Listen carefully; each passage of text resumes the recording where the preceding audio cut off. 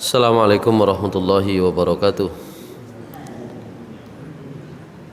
Innal hamdalillah nahmaduhu wa nasta'inuhu wa nastaghfiruh wa na'udzu billahi min shururi anfusina wa sayyiati a'malina. Man yahdihillahu fala mudilla lahu wa man yudlilhu fala hadiya lahu. Asyhadu an la ilaha illallah wahdahu la syarika lahu wa asyhadu anna Muhammadan abduhu wa rasuluhu la nabiyya ba'dah. Allahumma salli wa sallim wa barik ala nabiyyina Muhammadin wa ala alihi wa sahbihi wa mawalah. Rabbi shrah li sadri wa yassir li amri wahlul 'uqdatam min lisani yafqahu qawli. Rabbi zidni ilma warzuqni fahma birahmatika ya arhamar rahimin.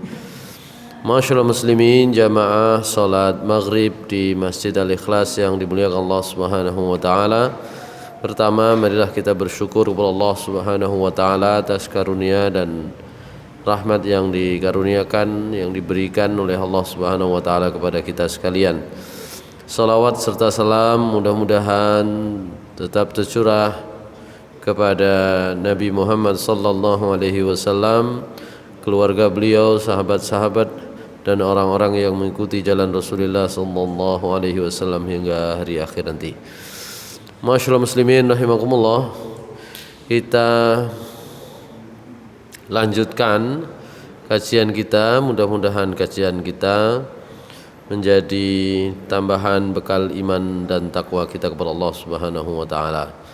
Kita ada di terakhir di bab tentang salat khauf gitu ya.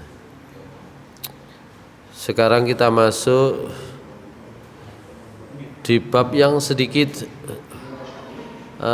memiliki kemiripan, atau maaf, yang memiliki kemiripan tapi istilahnya sedikit berbeda, dibedakan gitu ya. Kalau salat khauf memang alasan disebut sebagai salat khauf itu karena memang di dalam Al-Qur'an kemarin sudah kita bahas di surat An-Nisa ya, ayat 101 itu memang Allah menyebut dengan kata khauf atau dalam bentuk kata kerja gitu kan. A'udzubillahi minasyaitonirrajim. Wa idza darabtum fil ardi falaysa 'alaikum junahun an taqsuru minas salati in khiftum ay yaftinakumul ladzina kafaru gitu ya. Nah, sekarang kita masuk bab berikutnya, salatut talibi wal matlubi. Salatnya talib dan matlub. Talib itu kaitannya dengan pembahasan kemarin. Talaba yatlubu itu mencari, talib itu pencari, hunter. Saya tidak tahu kalau di pasukan apa ini tugasnya. Adalah pasukan yang tugasnya mencari musuh gitu. Mungkin pengintai mungkin ya. Pengintai dalam arti pengintai di medan perang, bukan spionase kan itu ya. Wal matlub ya. Dan salatnya mereka yang sedang berperang tapi mungkin sedang sembunyi dicari ya, begitu. Itu istilahnya ini yang padanannya apa ya di dalam dunia militer ya. Man kana taliban lil aduwi wa khafa ayyafutahu. Siapa yang berada pada posisi mencari musuh, mengejar musuh, bisa juga begitu. Wa khafa ayyafutahu, dan karena posisinya mengejar musuh dia khawatir kehilangan jejak. Shalla bil imai, maka boleh dia sholat dengan menunduk gitu ya, dengan menunduk, mengendap-endap, sholat sambil mengendap-endap. Karena kalau jalan biasa apalagi pakai di atas kuda biasa ya orang tahu ya kabur gitu ya. Itu. Walau masyian ila ghairil kiblah, meskipun posisinya sedang berjalan tidak menghadap kiblat. Nah, gitu ya. Sholat saja itu bagaimana di dalam Islam itu sholat itu tidak pernah bisa ditinggal sama sekali ya, dalam berbagai kondisi. Wal matlubu mislut talibi fidzalik. Nah begitu pula sebaliknya, yang sedang dicari-cari, yang sedang dikejar-kejar oleh musuh, yang diuber-uber, yang sedang bersembunyi, mungkin juga karena melarikan diri dari musuh dia harus mengendap-endap, mislu at-talibi fi dzalik, seperti mungkin tadi yang sedang mencari, yang sedang mengejar dalam perkara salat ini. Wa yalhaqu bihima kullu man mana'ahu aduun anir ruku'i was sujudi. Dan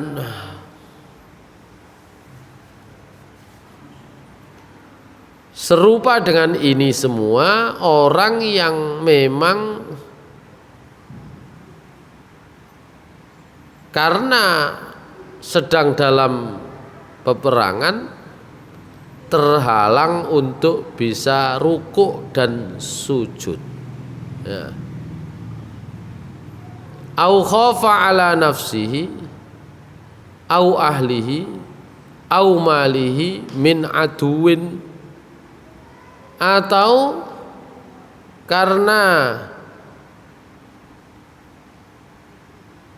takut keselamatan nyawanya, keselamatan keluarganya, keselamatan hartanya, min aduwin, dari serangan musuh, atau bukan musuh, aulis lisin, atau dari kawanan pencuri, au hayawanin muftarisin, atau takut dari hewan-hewan buas.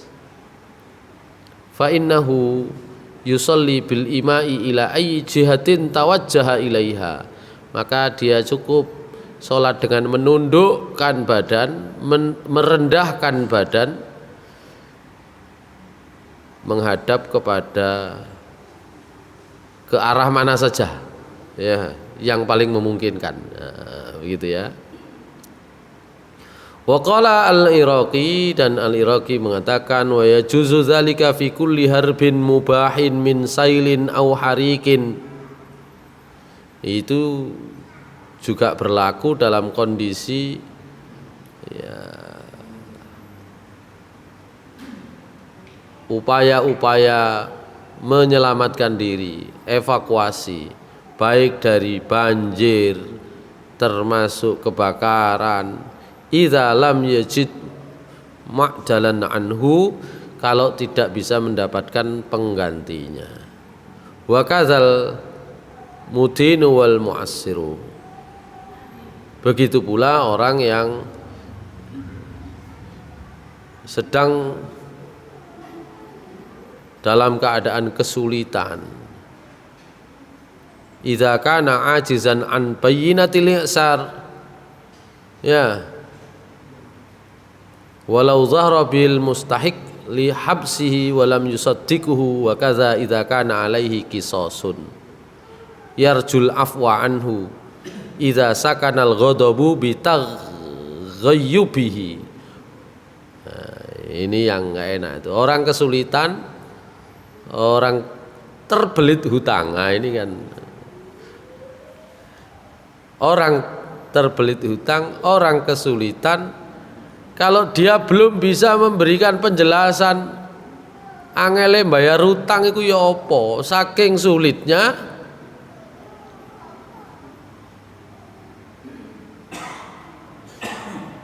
khawatir kalau ketemu yang nagih, juru tagih. Lah memang betul-betul sulit gitu, bukan karena tidak mau bayar gitu kan. Sementara juru tagihnya kasar. Ya, walau zahara bil mustahiqu li habsihi.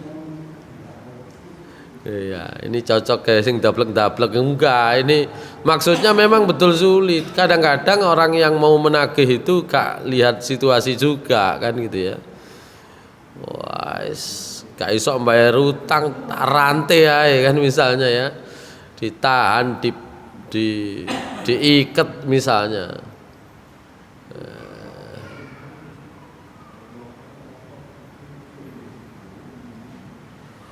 Wa kadza idza kana alaihi qisasun, demikian pula kalau orang itu sedang dalam proses menanti hukuman qisas gitu ya. Idza kana yarjul afwa anhu idza sakanal ghadabu bi taghayyubihi. Ya, sekarang kan semua proses hukum itu kan ada tahapannya ya. Kalau dulu enggak, ya, sambil nunggu dihukum qisas melayu dhisik gitu ya. Wah, melarikan diri. Barangkali dengan melarikan diri itu yang ditinggalkan ahli warisnya itu bisa mereda amarahnya misalnya. Ya artinya dalam keadaan posisi kejepit salah, ya kalau orang kena qisas itu kan orang sudah membunuh, kan gitu ya. Orang kena qisas itu kan orang sudah kan apa namanya, ya sudah melakukan dosa pembunuhan. Orang sudah melakukan dosa pembunuhan di dalam Islam itu tetap sholat itu menjadi kewajiban bagi umat Islam untuk mendapatkan garansi. Ya, ketika dihisab nanti itu betul adalah orang Islam. Meskipun dosanya apa saja, sholatnya nggak boleh ditinggal. Kalau sekarang itu kan kebalik ya, kebalik. Sakjane dosa liyane yo gak sepiro, gak ono gitu ya. Tapi sholat nggak dilakukan, itu kan kebaliknya di situ ya. Ya, dosa membunuh yang enggak. Ya, dosa apalagi dosa-dosa yang besar lainnya juga enggak, tapi sholat enggak mau, itu kebalik. Di kalangan para ulama, situasi orang Islam yang disebut orang Islam itu sholat gitu. Kalau enggak sholat, bagaimana bisa disebut sebagai orang Islam kan gitu. Karena itu meskipun dalam posisi apa saja, ya, sholat harus dilakukan meskipun tadi itu dalam upaya kabur dari hukuman misalnya, tetap sholat gitu ya.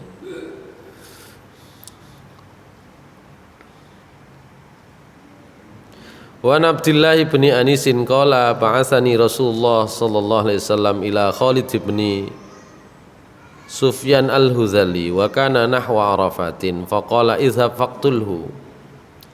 Qala fara'aituhu wa qad hadarat salatul asri faqultu inni la akhafu ay yakuna baini wa bainahuma yu'akhiru shalah fantalaqtu amshi wa ana usalli umi'u ima'an nahwahu falamma danautu minhu qala li man anta qultu rajulun minal arab balaghani annaka tajma'u li hadzal rajul faji'tuka fi dzalika faqala inni la fi dzalik famashitu ma'ahu sa'atan hatta idza amkanani alautuhu bisayfi hatta barida. Rawahu Ahmad wa Abu Dawud wa Hassan al-Hafidh isnadahu. Ini namanya Abdullah bin Anis, diutus oleh Rasulullah SAW untuk mencari namanya Khalid bin Sufyan al-Huzali. Orang ini sedang menuju Arafah dari Mekah keluar kota, ya, kabur. Maka Nabi SAW ini kalau lihat redaksinya sangat mungkin ini adalah setelah Fathu Mekah atau pada saat Fathu Mekah. Jadi pada saat Fathu Mekah itu hampir semua umat Islam, hampir semua penduduk Mekah masuk Islam, kecuali sekelompok orang yang bukan hanya menolak Islam tapi mau melawan, nah, gitu ya, mau melawan, gitu ya, mau melawan. Di antaranya nanti ada namanya Ikrimah bin Abi Jahal, anaknya Abu Jahal. Tapi Ikrimah ini pada akhirnya masuk Islam. Abu Sufyan yang bertahun-tahun perang menghadapi Rasulullah SAW, ketika Fathu Mekah masuk Islam. Ikrimah boten, anaknya Abu Jahal, kabur. Madinah itu sebelah mananya Mekah? Utara. Kalau di peta itu utara kan di atas ya, selatan di bawah, sebelah kanan itu timur, sebelah kiri itu barat, kan gitu ya. Madinah, Mekah, gitu ya. Itu yang kabur itu, sebagian besarnya menuju ke arah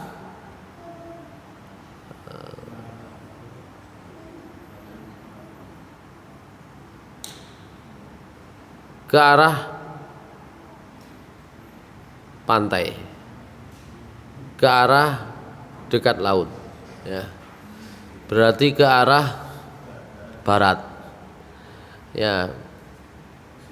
Bandar Udara Internasional King Abdul Aziz itu ada di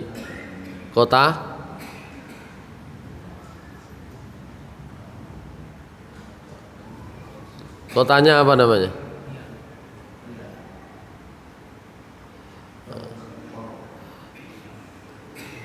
Kalau Riyadh itu kan ibu kota negara, ya kan?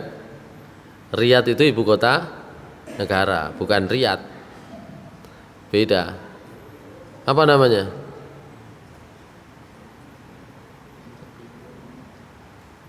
Ibu kotanya, bandaranya itu yang King Abdul Aziz, Jeddah, ya. Jadi itu bedanya. Kalau Riyadh itu justru ada di sebelah tengah, dulu namanya Najd, ya, Riyadh itu justru arahnya ke timur, gitu ya. Kalau Jeddah itu pelabuhan di sebelah barat, nah, begitu. Itu mengarah ke sana semua. Yang lari itu termasuk siapa? Ikrimah tadi itu. Cuma pas naik kapal mau melarikan diri, kapalnya kena ombak gitu ya. Jadi dia bernazar, ini saya kalau selamat dari ombak sini saya tak balik masuk Islam saya gitu ya. Nah, ternyata diselamatkan oleh Allah, balik masuk Islam gitu. Nah, itu. Nah, orang-orang seperti itu banyak itu ya. Orang seperti ini banyak. Nah, Abdullah bin Anis ini diutus untuk mengejar namanya Khalid bin Sufyan al-Huzali. Dia menuju Arafah, maka Rasulullah berpesan kepada Abdullah bin Anis, idhab faktulhu, pergi bunuh namanya Khalid bin Sufyan al-Huzali. Qala fara'aituhu, ya lantas saya masih sempat menemukan dia. Kalau Arafah belum terlalu jauh, ya kan? Masih tanah haram. Wa qad hadarat sholatul asri, padahal waktu sholat asar sudah masuk, datang ini. Saya udah lihat, tapi waktu asar sudah masuk. Faqultu, maka saya katakan, inni la akhafu ayyakuna baini wa bainahu ma yuakhirus shalah. Saya khawatir, ya, pengejaran saya kepada dia itu bisa mengakhirkan sholat asar saya, bisa menunda, bukan hanya menunda tapi juga menghilangkan waktu sholat asar saya. Fantolaktu amsi, maka saya mengejar dengan berjalan. Wa ana usolli, saya sekaligus sholat. Umi'u ima'an nahwahu, ya, merunduk-runduk ya ke arahnya orang itu. Falamma danautuhu minhu, maka ketika saya sudah dekat dengan orang tersebut, qala li man anta, dia menyapa saya, sampean siapa? Qultu rajulun minal Arab, ya saya orang Arab. Balaghani annaka tajma'u li hadzal rajuli faji'tuka fi dzalika. Saya orang Arab. Saya dengar Anda mau mengerahkan orang, mengumpulkan orang untuk menemui laki-laki ini, maksudnya Muhammad SAW. Faji'tuka fi dzalika, maka saya mendatangi Anda untuk membantu. Nah, gitu. Ini pura-pura. Namanya saja iya, pengintai. Faqala inni la fi dzalika. Iya, saya memang mau mengumpulkan orang untuk ya melawan Muhammad. Famasyitu ma'ahu sa'atan, maka saya berjalan bersama orang tersebut beberapa waktu. Hatta idza amkanani, hingga ketika kondisi memungkinkan saya, alautuhu bisayfi hatta barida, maka saya tebas kepalanya dengan pedangku hingga dia meninggal. Nah, gitu. Ini kisah tentang bagaimana melakukan pengintaian sambil sholat asar, dan sholatnya itu ya tidak dikenali iki wong sholat apa enggak, kan gitu ya. Karena dalam pengintaian musuh, kan gitu ya. Oh iya, kan diperintah bunuh, kan gitu ya. Cuma kan ya itu tadi model Intel kan kata, modelnya kan begitu. Baik, ini hadis riwayat Ahmad dan Abu Dawud. Sanadnya hasan menurut Imam Hafidz Ibnu Hajar al-Asqalani. Maka begitu pula kalau ada orang itu dalam pengejaran, ya sholatnya ya sebisanya. Begitu pula kalau di waktu-waktu tertentu, waktu-waktu sholat kok ada bahaya-bahaya yang serupa, gitu ya, yang serupa. Itu yang masih terkait dengan pembahasan sebelumnya. Sekarang kita masuk pembahasan baru, tapi lama. Pembahasan baru karena ini bab berikutnya, pembahasan lama karena ini sering kita baca, sering kita pelajari dulu. Sholatus safar, sholat safar, sholat dalam keadaan bepergian. Sholatus safari laha ahkamun nazkuruha fima yali. Sholat safar itu memiliki hukum-hukum. Kita akan bisa sebut beberapa di antaranya. Yang pertama, qasrus sholatir rubaiyah, qasar untuk sholat yang jumlahnya 4 rakaat. Suratnya sama, ayatnya sama dengan pembahasan sebelumnya, yaitu sholat khauf. Tadi yang sudah kita baca, wa idza darabtum fil ardi falaisa 'alaikum junahun an taqsuru minas sholati in khiftum ayyaftinakumul ladzina kafaru. Jika kalian berjalan di muka bumi, bepergian di muka bumi, maka tidak ada dosa bagi kalian untuk mengqasar salat. Apalagi di sini disebut alasannya, jika kalian khawatir ya dengan fitnahnya orang-orang kafir. Wattaqidu bil khaufi ghairu ma'mulin bihi. Jadi ada dua di sini. Jika kamu bepergian tidak ada apa-apa, kalian tidak apa-apa untuk mengqashar sholat. Tapi di belakangnya, jika kalian takut terhadap fitnahnya orang kafir. Segera dibuat kesimpulan oleh Said Sabiq di sini, qaid, batasan, ya, alasan takut kepada fitnahnya orang-orang kafir dalam hal ini tidak terpakai lagi.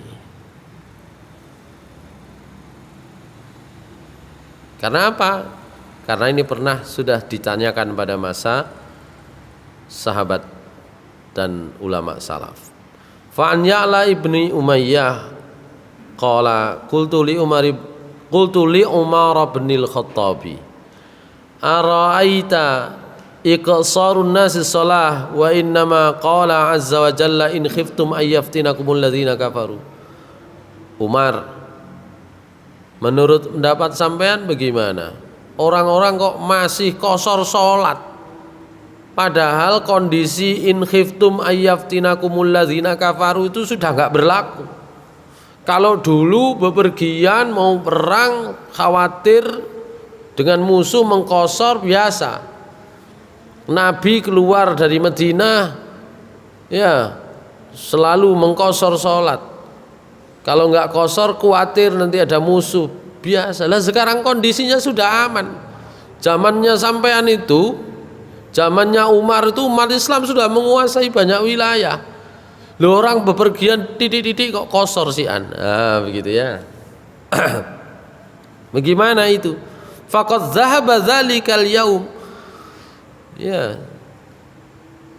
Ilat hukum yang ada di dalam ayat ini, khawatir terhadap musuh, itu kan sudah enggak ada lagi sekarang. Qala Umar jawab, ajibtu mimma ajibta minhu. Saya juga sebenarnya merasa ganjil, merasa aneh, merasa heran, merasa kaget, seperti sampean juga kaget. Wong kok ngono. Fa zakartu dzalika li Rasulillah sallallahu alaihi wasallam faqala shadaqatun tasaddaqallahu bi alaikum faqbalu shadaqatahu. Saya juga pernah tanya Rasul, karena di akhir masa Rasul itu kan umat Islam bisa mengendalikan situasi. Orang lain yang takut dengan umat Islam. Umat Islam nggak ada rasa takut lagi kepada orang lain, lebih sering menangnya. Saya tanya kepada Rasulullah SAW, maka Rasulullah menjawab, iku mono sodakoh, pemberian yang diberikan oleh Allah. Dengan pemberian tersebut kepada kalian, maka terimalah pemberian Allah. Begitu. Jadi meskipun ayatnya itu ada bunyinya, in khiftum alla ayyaftinakumul ladzina kafaru, maka masih boleh. Ini sedekah ya terima ae, kan gitu ya. Enggak usah protes. Begitu. Rawahul jamaah, hadis riwayat Muslim, Abu Dawud, Tirmidzi, Nasa'i, Ibnu Majah, Ahmad. Illal Bukhari, kecuali dalam kitabnya Imam Bukhari tidak meriwayatkan ini. Itu dasarnya. Jadi masih boleh mengqashar. Enggak ada situasi yang ada yang menjadi syarat. Nah ini lebih baik diambil. Ya. Makanya saya sudah pernah bahas sebelumnya ya tentang bagaimana mendapatkan fadilah sholat jamaah, kan begitu ya. Ya. Kalau ada fadilah sholat jamaah yang bisa diperoleh, sementara kalau qashar itu enggak dapat jamaah, ya jamaah saja, begitu. Karena ada fadilah yang kita ingin peroleh, qashar diwian, ya enggak iso. Kecuali kalau kita bepergian, ya ada temennya sak rombongan, gitu kan? Di situ ada jamaahnya, nanti kita bikin jamaah sendiri. Nah itu begitu. caranya gitu kan. Itu kan sama, prioritas itu akan bisa kita ambil kalau kita ya menempatkan nas itu sesuai dengan situasinya masing-masing. Jangan diambil mutlak-mutlakan kan gitu ya. Nabi itu kan jamak dan qashar salat bersama para sahabat terus, gak pernah kok sendirian. Ya lunga-lunga dhewe, salate jamak qashar kan ngono ya dhewe gak ono koncone. Ya, kan gak dapat. Kalau itu memang situasi yang tidak bisa dihindari, tidak ada masalah, tetap boleh. Cuma kalau ada pilihannya mampir leye-leye nang masjid mana Surabaya, masjid besar, setelah dari jalan-jalan sendiri, yang lain jamaah kok sampean sendiri nunggu sholat jamak qashar, nggak ada koncone, ya kan nggak dapat keutamaan apa-apa. Tapi kalau jalannya rombongan, ada teman, nanti bisa diajak jamak qashar, jamak qashar nggak apa-apa, begitu kan? Nah, baik.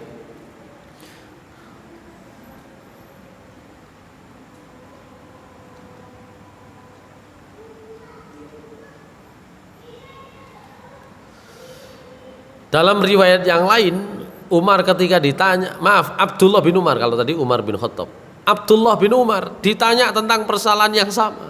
Anaknya Umar, Abdullah bin Umar itu sering juga dimintai fatwa kan. Wa akhraja Ibnu Jaririn an Abi Munib bin Al-Jarshi annahu qila li ibni Umar. Ibnu Umar pernah ditanya tentang firman Allah tadi itu surat An-Nisa 101. Ada yang bertanya, fanahnu aminun la nakhafu fanuqsiru shalah. Sekarang kita kondisinya kan aman, tidak ada yang kita khawatirkan.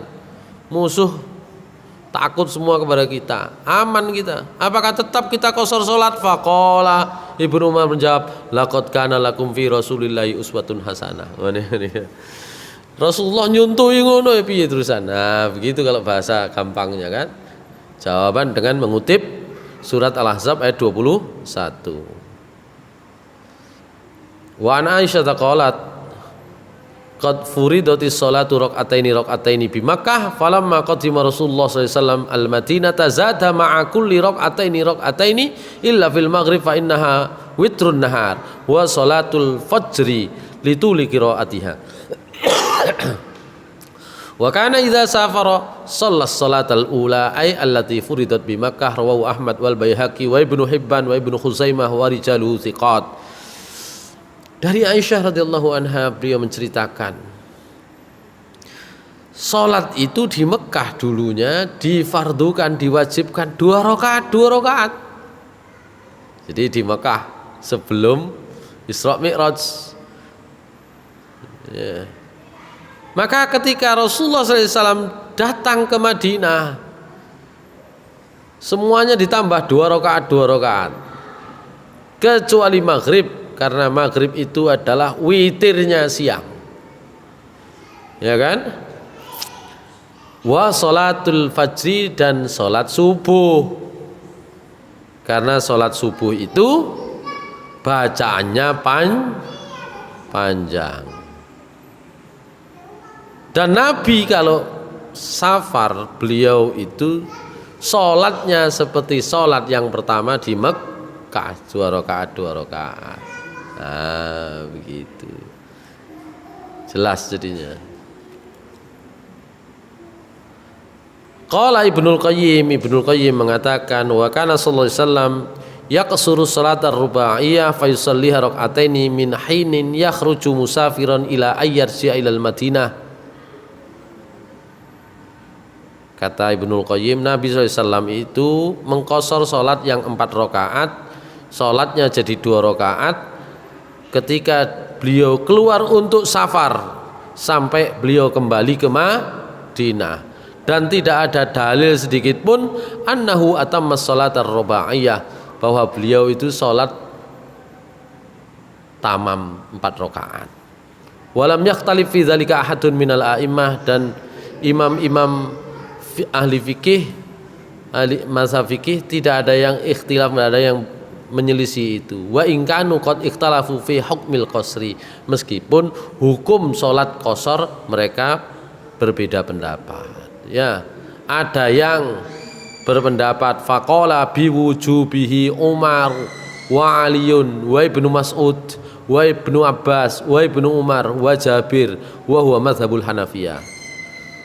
Wajib qasar, setiap safar wajib qasar. Itu pendapatnya Umar, itu pendapatnya Ali, itu pendapatnya Ibnu Mas'ud, itu pendapatnya Ibnu Abbas, itu pendapatnya Ibnu Umar, itu pendapatnya sahabat Jabir, dan itu dipakai dalam mazhab Hanafi. Serono katae, gak usah liya-liyane. Ya.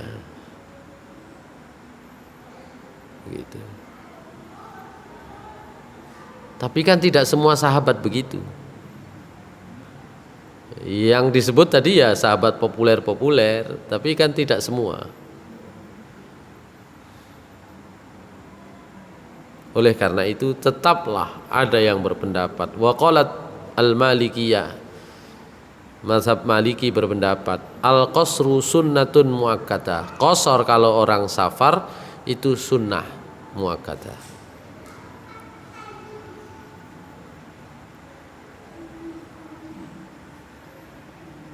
Fa idza lam yajidil musafir musafiron yaqtadi bi shalla mufradan alal qasri wa yakrahu wa yukrahu iktidauhu bil muqim.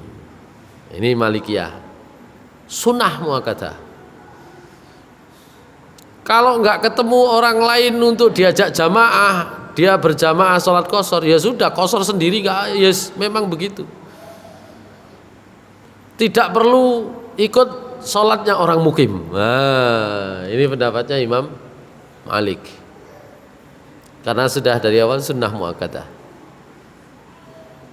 Tapi wa indal Hanabilah, kalau mazhab Hambali, annal qasra jaizun, qasar itu boleh saja. Wa afdalu minal itmam, lebih utama daripada tamam. Demikian pula pendapat Imam Syafi'i, dengan syarat kalau sudah sampai jarak yang perjalanannya bisa disebut sebagai safar. Dalam hal jarak berbeda-beda nanti pendapatnya.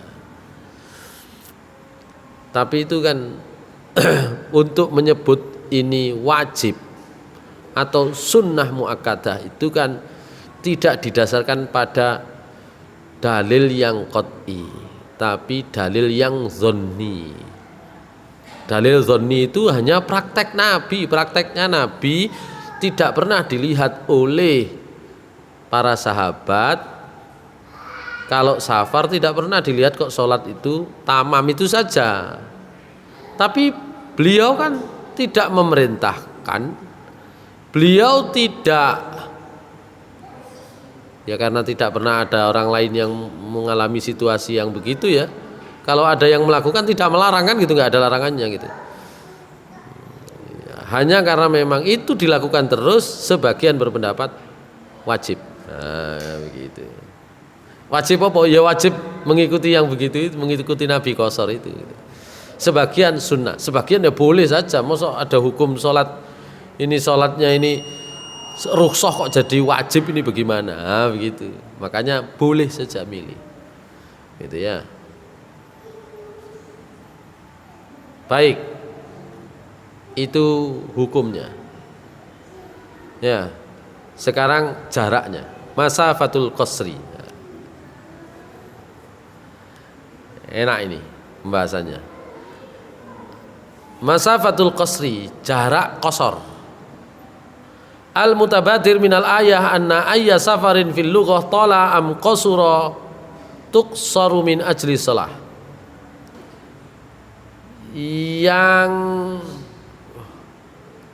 tersurat dari ayat tersebut, surat An-Nisa ayat 101, bahwasannya safar apapun itu, pokoknya pergi dalam pengertian bahasa, lama atau sebentar, maka bisa dikosor sholat karena alasan bepergian tersebut.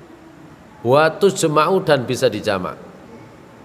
Wa yubahu fihil fitru, dan kalau orang sedang puasa boleh mokel, gitu kan. Khusus untuk puasa nanti, puasa Ramadan khususnya itu beda. Ya, hukumnya di surat Al-Baqarah ayat 184 beda. Ya.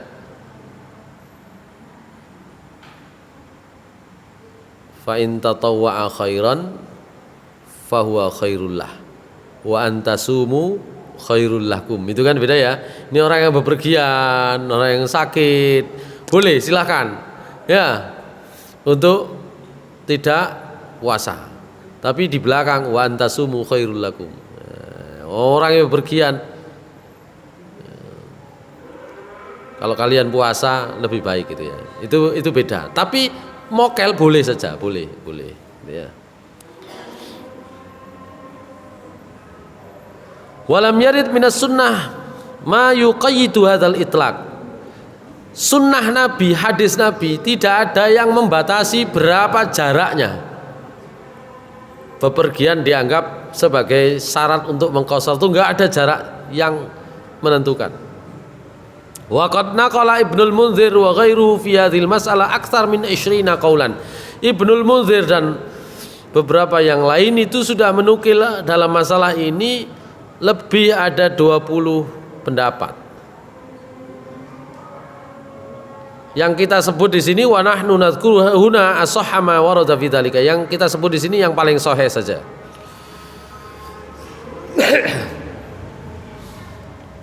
Yang pertama, ini dulu dipakai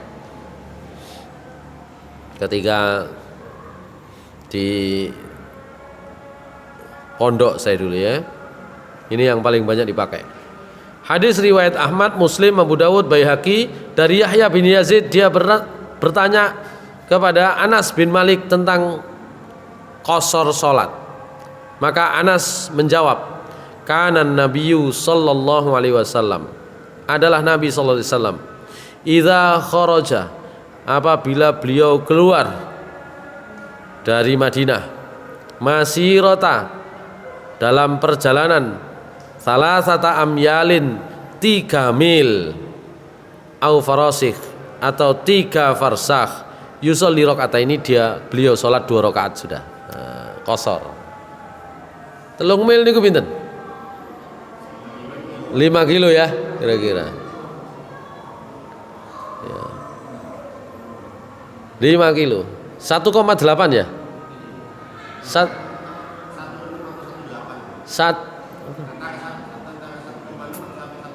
Iya. Jadi ya kurang lebih 5 sampai 6 kilo. Ya. 3 farsakh. Antara 5 sampai 6 kilo. Itu mil. Kalau farsakh ya kurang lebih 10 kilo. Itu kalau diukur dari kota Madinah, batas-batas kota Madinah ya kira-kira dari Masjid Nabawi, batas-batas kota Madinah itu ya 6 sampai 10 kilo. Batas luarnya tuh. Ya. Itulah Madinah pada saat itu.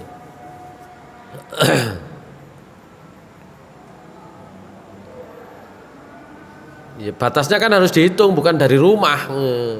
Dari rumah batasnya adalah batas kota. Ya. Keluar dari Madinah.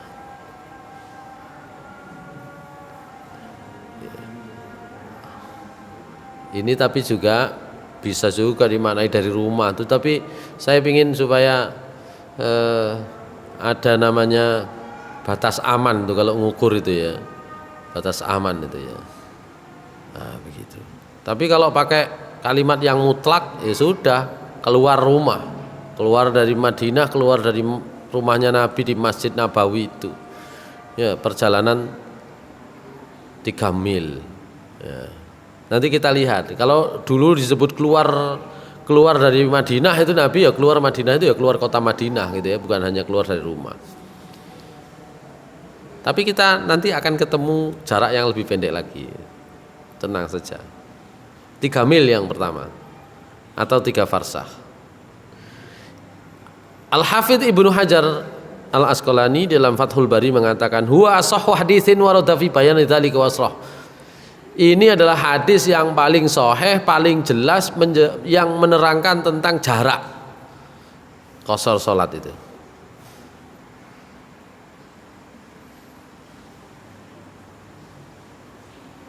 Wa taraddud bainal amyal wal farasih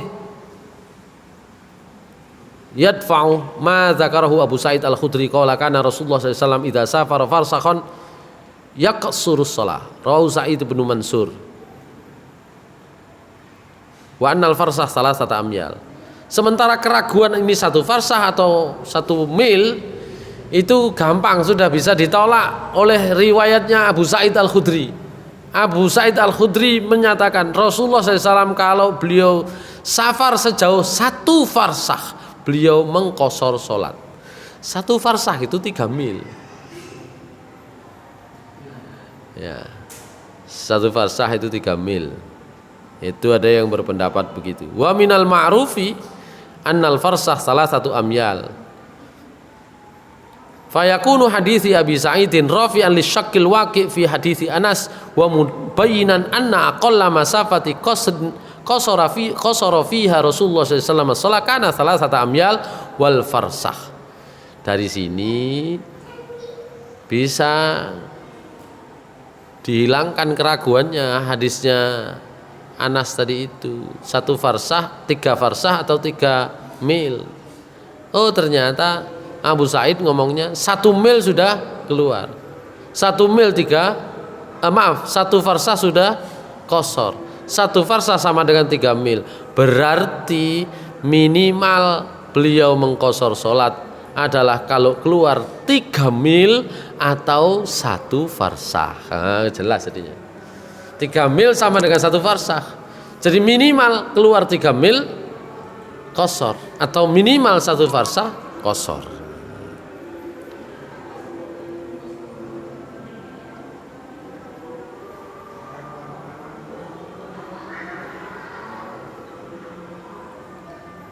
Ini tentang hadis yang tadi.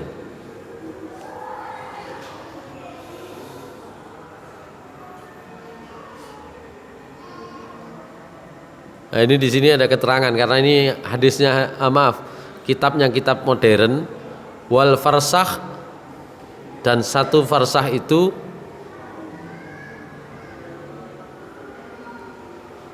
5.541 meter.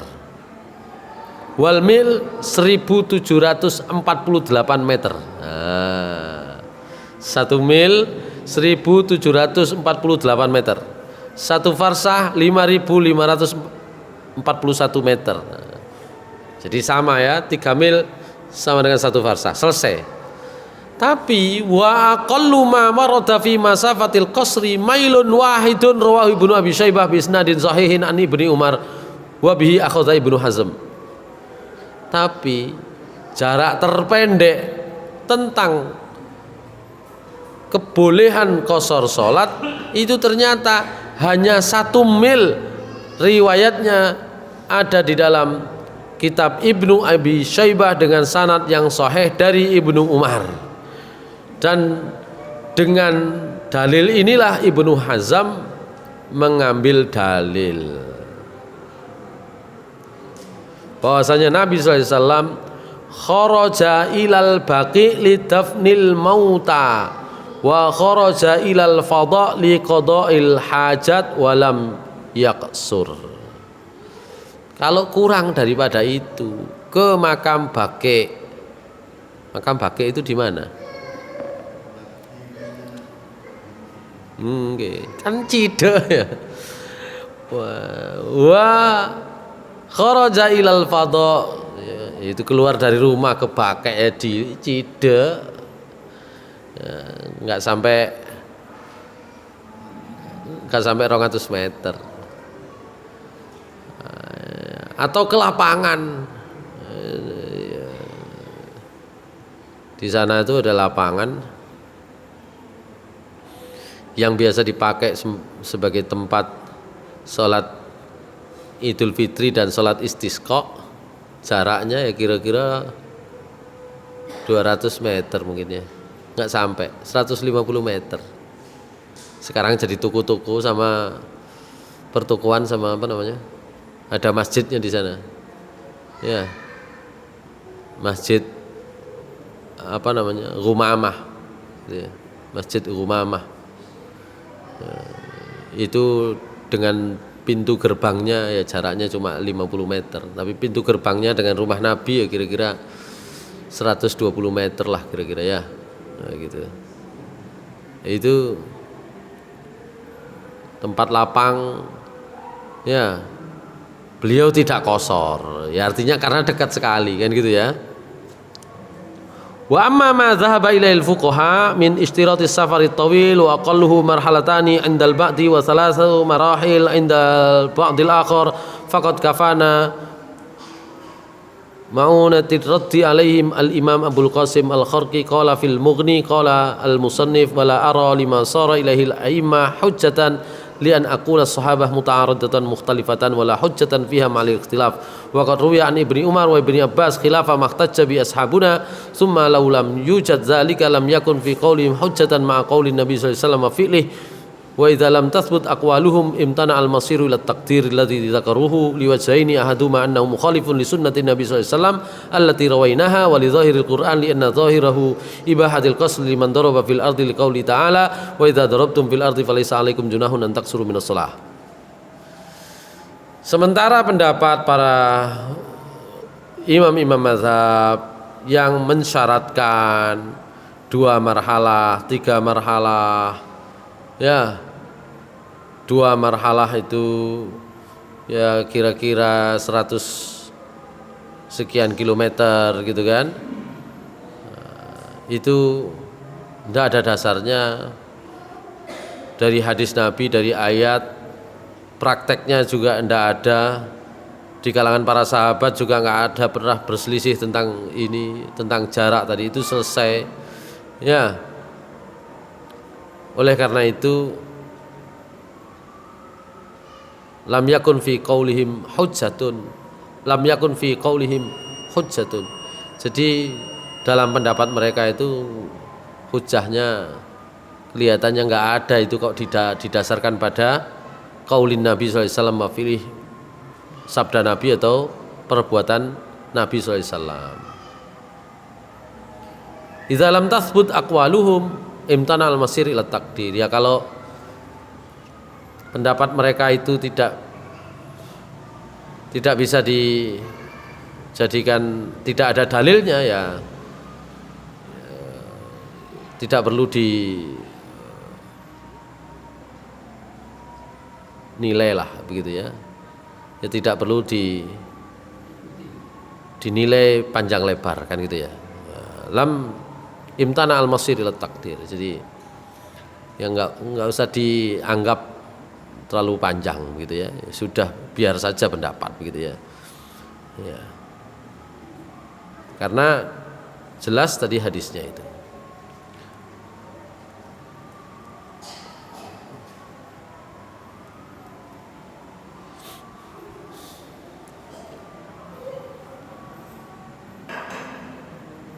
Sementara waqulun Nabi sallallahu alaihi wasallam, kenapa kok tadi ada jarak 2 marhalah, 3 marhalah, perjalanan 1 hari, 2 hari, atau bahkan 3 hari?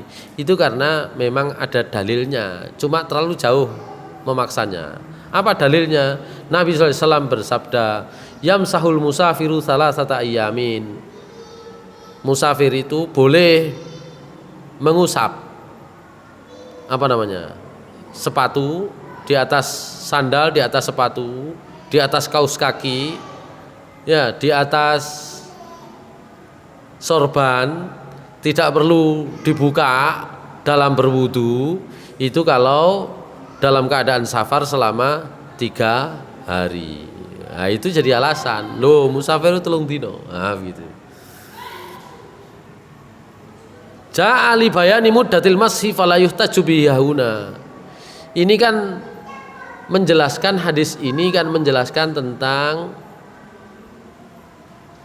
masa bolehnya orang mengusap, tidak mencuci ketika berwudu. Ini pembahasannya kan tentang wudu dulu. Dulu kan bab wudu kan, bagi yang musafir, bagi yang polisi, tentara, pakai sepatu yang tinggi itu kan gitu ya.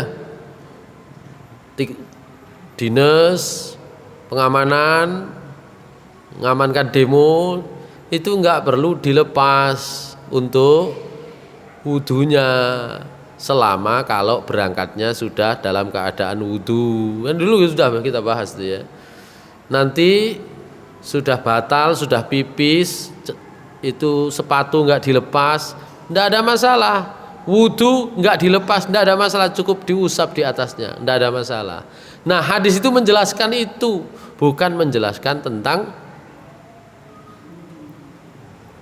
apa tadi? Jaraknya orang bepergian. Oleh karena itu fala yuhtaju bihauna itu enggak bisa dipakai hujah dalam perkara ini. Wa ala annahu yumkinu qat'ul masafatil qasira fi thalathati ayyamin.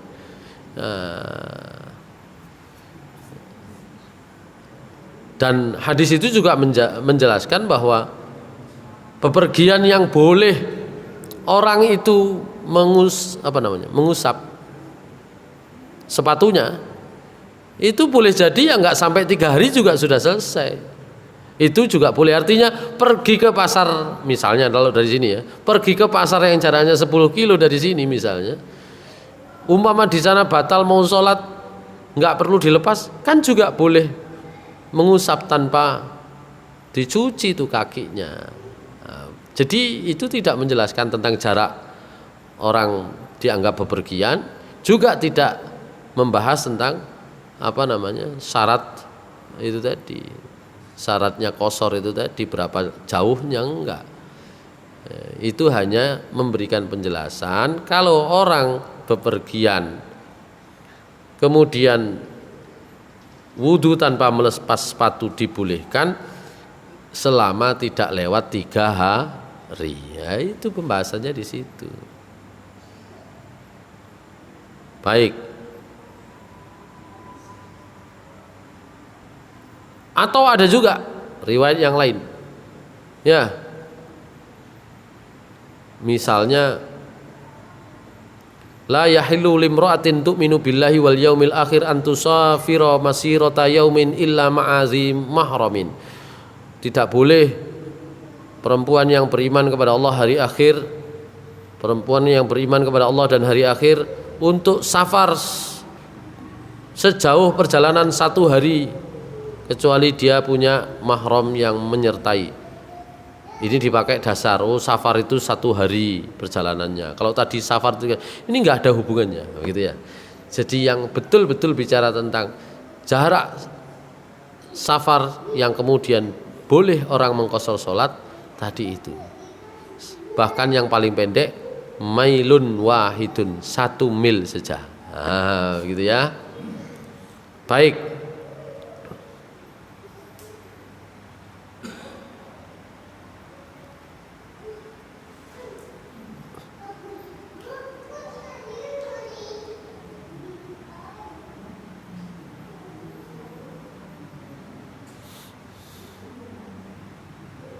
Baik, saya kira demikian tentang al-maudhil ladzi yuqsaru minhu, tempat di mana orang boleh mengqashar. Nanti kita bahas di pertemuan berikutnya. Ya.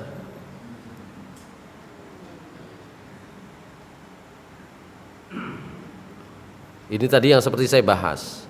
Kapan ngukur, di mana ngukur 1 kilonya? Ini di mana ngukur 3 kilonya? Di sini disebut ya, pokoknya keluar dari sebuah negeri. Wa anna dzalika syartun, itu syarat ya.